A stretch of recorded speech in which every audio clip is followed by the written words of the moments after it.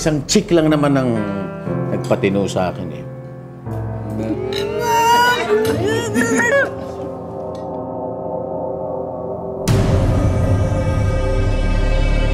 Punong-puno na ako sa batang yan eh, oh! Bakit di ka muna lumayo dito? Magbakasyon ka muna sa Amerika.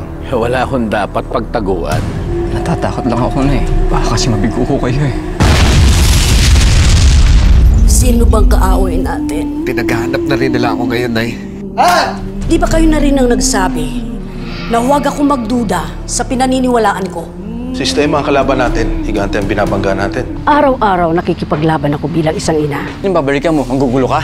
Bakit may naisip ka magandang gawin? Bilang asawa. Ikaw lang ang kaisa-isang hindi ko inaasahan na pagdudahan ako.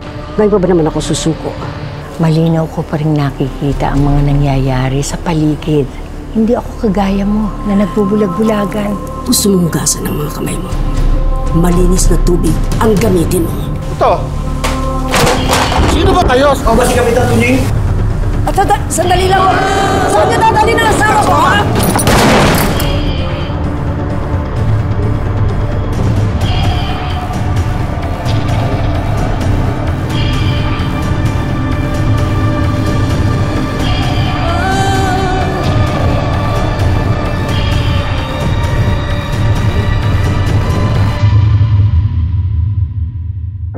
Sa kabila ng mga nangyari, sama-sama pa rin tayo. Yung isang pamilya.